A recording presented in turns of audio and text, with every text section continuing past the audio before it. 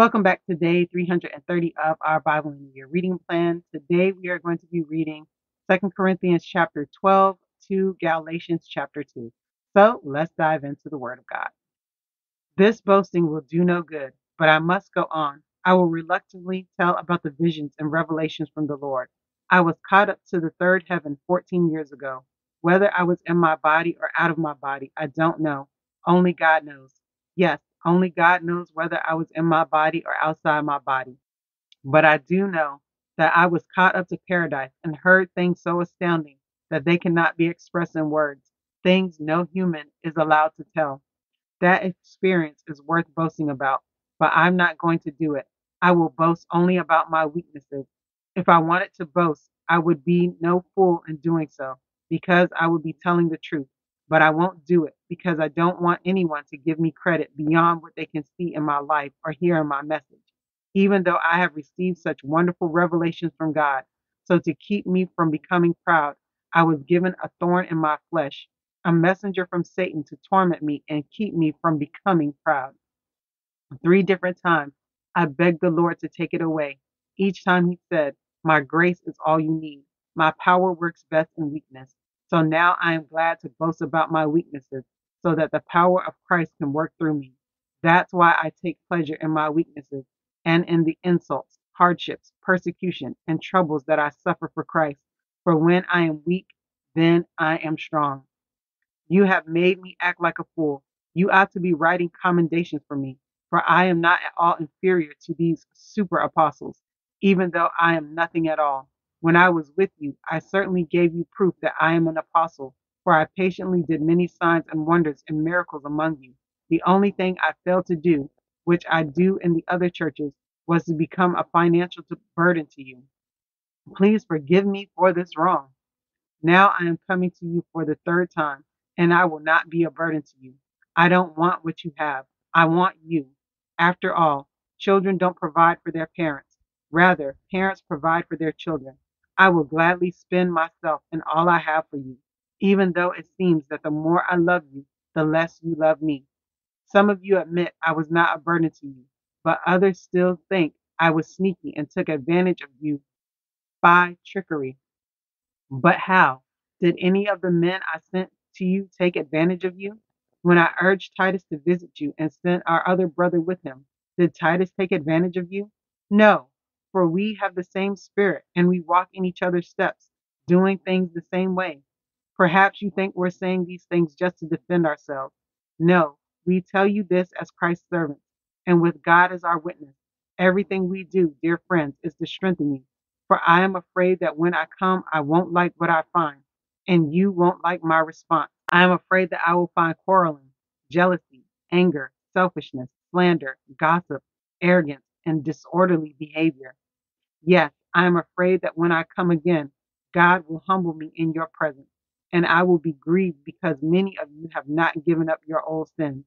You have not repented of your impurity, sexual immorality, and eagerness for lustful pleasures.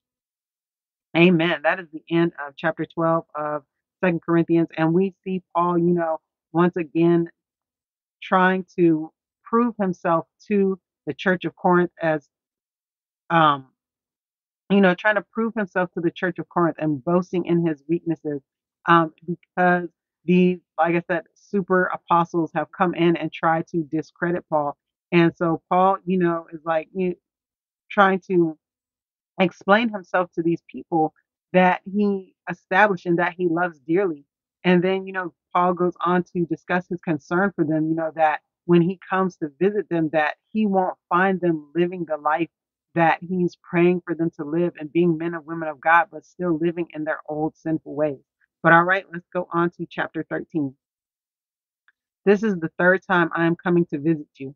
And as the scriptures say, the facts of every case must be established by the testimony of 2 or 3 witnesses. I have already warned those who had been sinning when I was there on my second visit. Now I again warn them and all others, just as I did before, that next time I will not spare them. I will give you all the proof you want that Christ speaks through me. Christ is not weak when he deals with you. He is powerful among you. Although he was crucified in weakness, he now lives by the power of God.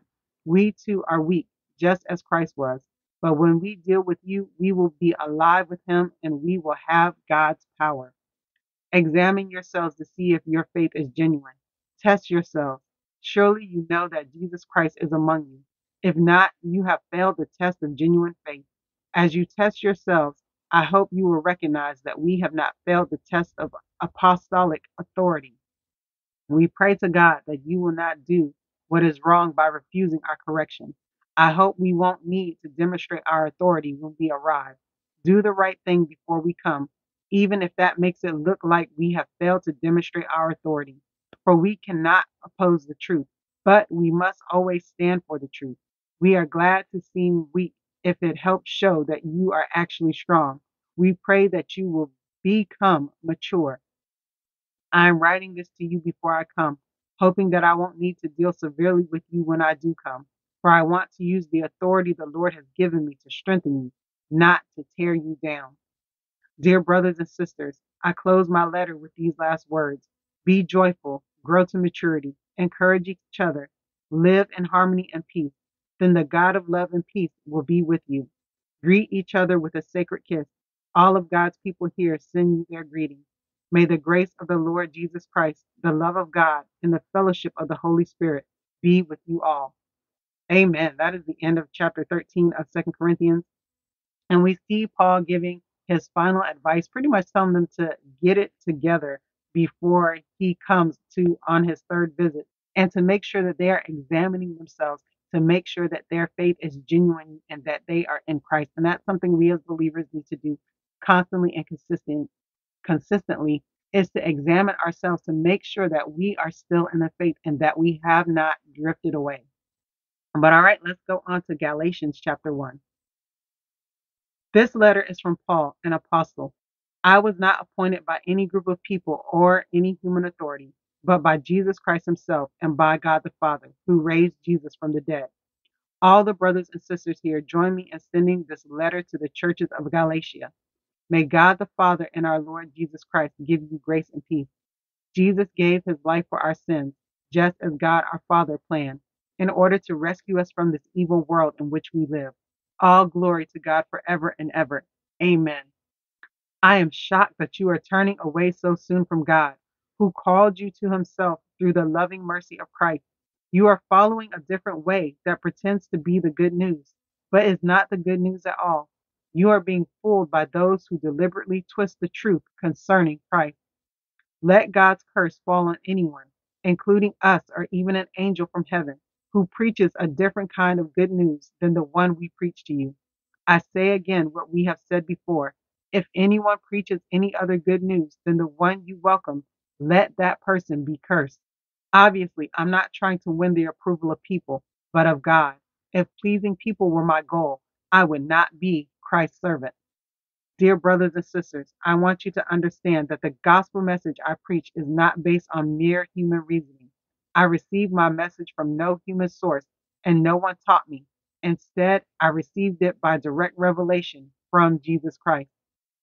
And you know what I was like when I followed the Jewish religion, how I violently persecuted God's church. I did my best to destroy it. I was far ahead of my fellow Jews in my zeal for the traditions of my ancestors. But even before I was born, God chose me and called me by his marvelous grace. Then it pleased him to reveal his son to me so that I would proclaim the good news about Jesus to the Gentiles.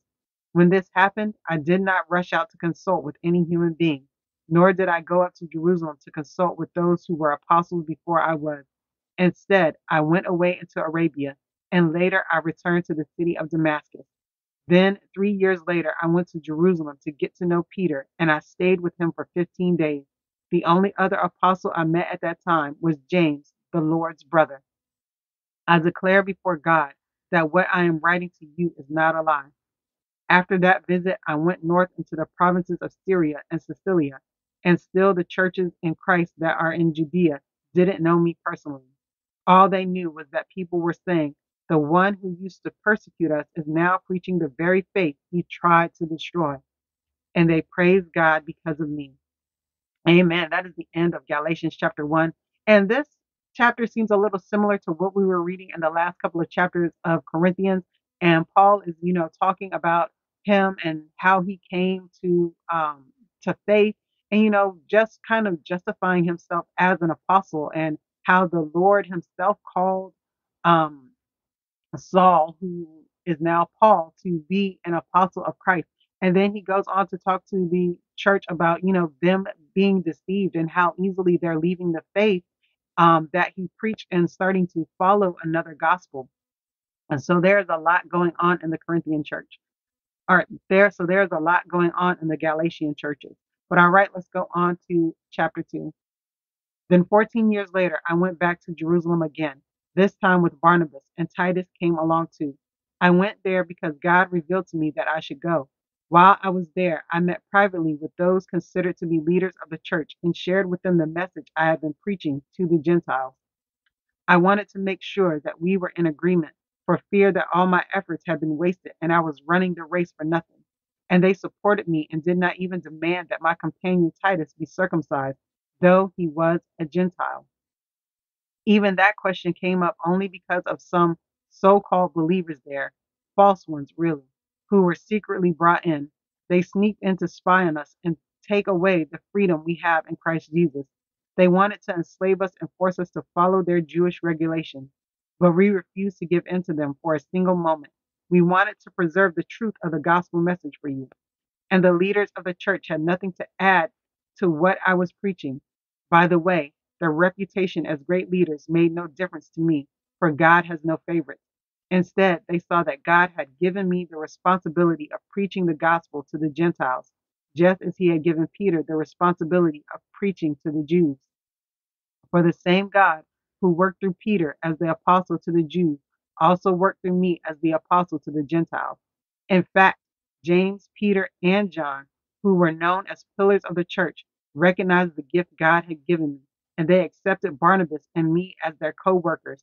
They encouraged us to keep preaching to the Gentiles while they continued their work with the Jews. Their only suggestion was that we keep on helping the poor, which I have always been eager to do. But when Peter came to Antioch, I had to oppose him to his face, for what he did was very wrong. When he first arrived, he ate with the Gentile believers who were not circumcised. But afterward, when some friends of James came, Peter wouldn't eat with the Gentiles anymore. He was afraid of criticism from these people who insisted on the necessity of circumcision. As a result, other Jewish believers followed Peter's hypocrisy, and even Barnabas was led astray by their hypocrisy. When I saw that they were not following the truth of the gospel message, I said to Peter in front of all the others, since you, a Jew by birth, have discarded the Jewish laws and are living like a Gentile, why are you now trying to make these Gentiles follow the Jewish tradition? You and I are Jews by birth, not sinners like the Gentiles. Yet we know that a person is made right with God by faith in Jesus Christ, not by obeying the law. And we have believed in Christ Jesus so that we might be made right with God because of our faith in Christ, not because we have obeyed the law. For no one will ever be made right with God by obeying the law. But suppose we seek to be made right with God through faith in Christ, and then we are found guilty because we have abandoned the law. Would that mean Christ has led us into sin? Absolutely not. Rather, I am a sinner if I rebuild the old system of the law I already tore down. For when I tried to keep the law, it condemned me. So I died to the law.